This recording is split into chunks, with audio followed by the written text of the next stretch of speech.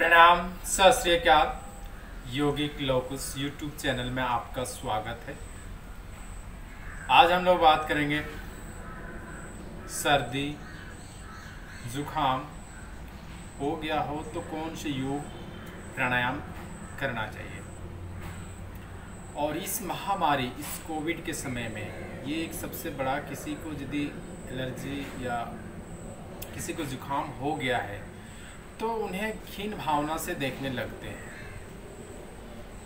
तो आप कौन सा आसन करें जो कि आपकी इम्यूनिटी जो है, आपके जो प्रतिरोधक क्षमता है आपका एक बराबर में रहे, आप सही से अपने शरीर को मेंटेन कर सके।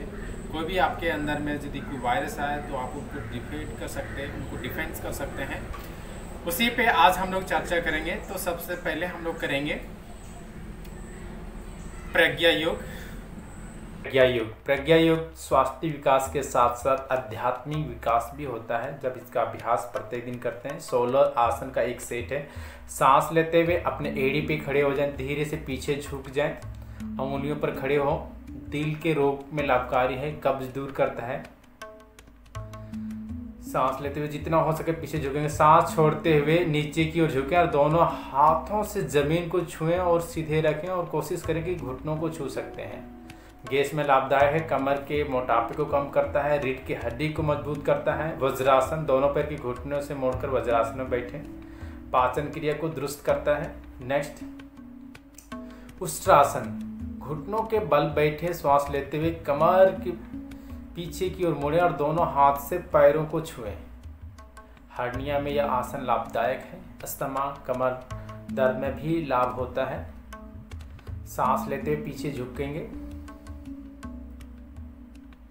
धीरे से, यहाँ जितना हो सके 30 सेकेंड हर आसन पे होल्ड करने की कोशिश करें। अब हम योग मुद्रा के लिए सांस छोड़ते हुए वज्रासन में आएं और आगे की ओर झुकें और दोनों हाथ को पीछे ले जाकर योग मुद्रा बनाएं और कोशिश करें कि सिर जमीन को छुए। यह पैनक्रियाज को मजबूत करता है, मधुमेह और रक्तचाप में भी लाभदायक है। अर्ध तड़ासना, दोनों हथेली सांस लेते हुए शरीर के ऊपरी हिस्से को उठाएं और वज्रासन में बैठते हुए दोनों हाथों को ऊपर की ओर खींचें। दिल को मजबूत करता है, कमर दर्द में भी लाभकारी है। अब यहाँ पे हम शशांक आसन, विद श्वास छोड़ते हुए आगे की ओर झुकें, अपने सिर से जमीन को छुएं, दोनों हाथ सिर के आगे रखें। पाचन संबंधी रोगों में लाभदायक होता है। भुजंग आसन, पैर के पीछे ओर खोल दें और हाथ कमर के बगल में रखें। श्वास लेते हुए ऊपर की ओर उठें, आसन की ओर देखें, कुछ देर इसी स्थिति में बने रहें। दिल और रीढ़ की हड्डी को मजबूत करता है। अब हम तिर्यक भुजंग आसन को श्वास छोड़ते हुए पहले बाएं ओर मुड़ें और श्वास लेते हुए वापस आएं और दाएं की ओर यह प्रक्रिया दोहराएं। महिलाओं के लिए काफी लाभकारी है। स्लीप डिस्क, किडनी में भी लाभदायक है यह आसन। फिर सांस छोड़ते हुए जमीन में अपने टुडी को सटाएं और फिर से यहाँ से हम शशांक आसन, इसी क्रम में वापस शशांक आसन में जाएं। इसके बाद अर्धतड़ासन में हम जाएंगे। सांस को छोड़ देंगे, यहाँ पे मुस्कुराता हुआ चेहरा, धीरे से हाथ लेते अर्धतड़ासन। अब यहाँ पे हम उत्कट आसन में आएंगे। अपने टोज पे खड़े होने की कोशिश करेंगे। बैलेंसिंग आसन का कंसंट्रेट में काफ़ी इम्प्रूव करता है। जिनको कंसंट्रेशन की पावर कमज़ोर है, मेमोरी पावर, खासकर विद्यार्थियों के लिए। फिर से हम पादहस्तासना, सांस को छोड़ते हुए धीरे से दोनों हथेली ऊपर की ओर। फिर से हम टोज पे खड़े हो जाएंगे, एड़ी हमारे ऊपर पीछे झुकेंगे। सांस लेते हुए सांस लेंगे। अब यहाँ पे मुट्ठी बांधेंगे और धीरे से सांस, ओम का सांस छोड़ते हुए ओम का उच्चारण करेंगे। ओम,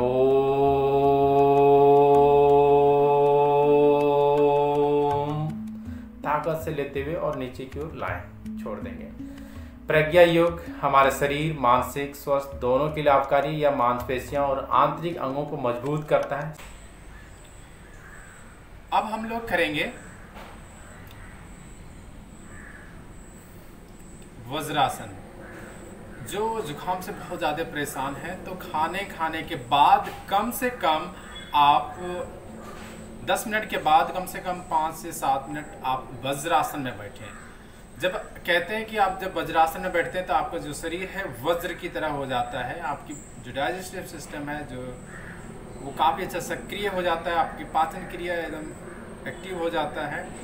और यदि खाली पेट में करते हैं तो आपका जो जठराग्नि है वो काफ़ी एक्टिव हो जाता है और आपको भूख लगने जैसा लगता है। तो ये खाली पेट में भी कर सकते हैं और खाने के बाद भी कर सकते हैं।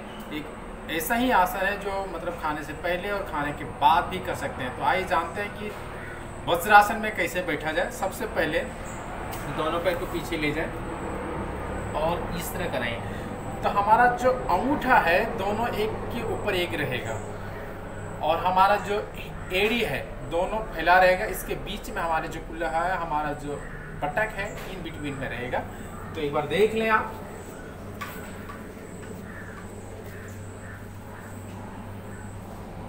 ये हमारा और ये एड़ी सामने देखें, कमर गर्दन एकदम सीधा रहेगा। आपको ऐसे ही बैठना है। यदि आप फर्स्ट टाइम कर रहे हैं, बिगिनर हैं आप, तो थोड़ा हो सकता है आपका पेन हो तो आप इसके नीचे तकिया ले सकते हैं।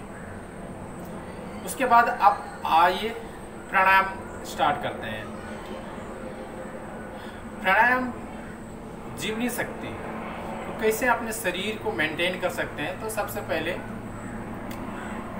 हम कपालभाति करेंगे। कपालभाति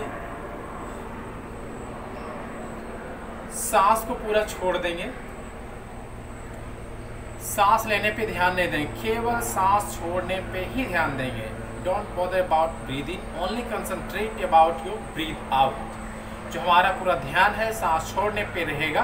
तो आइए 2 बार लंबी गहरी सांस लेंगे, उसके बाद हम सांस छोड़ते चले जाएंगे, सांस लेने पे ध्यान ही नहीं देंगे।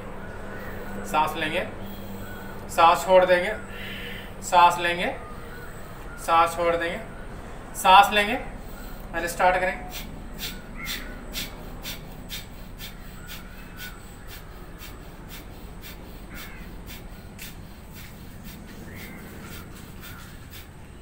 रिलैक्स। इसी तरह आपको करते जाना है। तो हो सकता है अभी आप 10 बार कर रहे हो सकता है आप 20 बार कर रहे हैं, हो सकता है आप 30 बार कर रहे हैं। आप जितना कर रहे हैं मैक्सिमम आपको 108 बार करना है। और शुरुआत में आपका जहाँ तक यदि 20 बार कर रहे हैं तो 20 बार ही करना है आपको।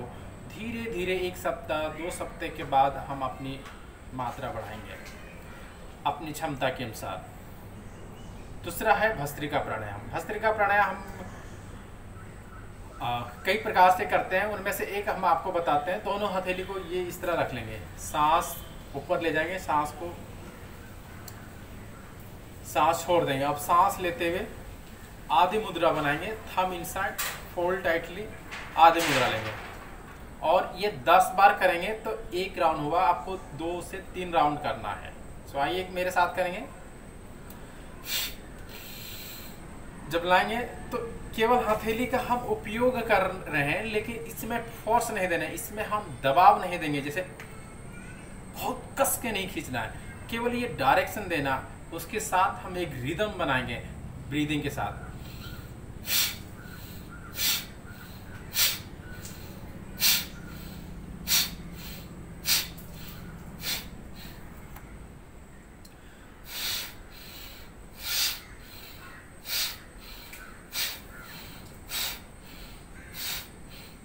रिलीज।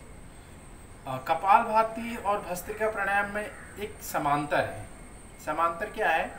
कपालभाति में केवल सांस छोड़ते चल जाते हैं, सांस लेने पे ध्यान नहीं देते हैं। भस्त्रिका में क्या करते हैं, हम सांस फोर्सफुली लेते हैं और सांस को फोर्सफुली छोड़ते भी हैं। इसमें दोनों एक्टिव मोड में रहते हैं।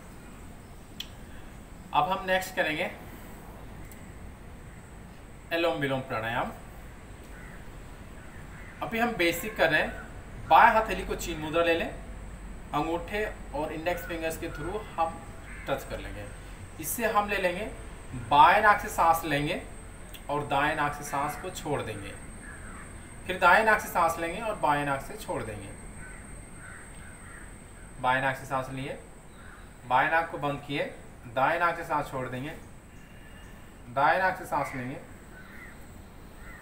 बाएं नाक से छोड़ देंगे, बाएं नाक से सांस लेंगे, दाएं नाक से सांस छोड़ देंगे, दाएं नाक से सांस लेंगे और बाएं नाक से सांस छोड़ देंगे।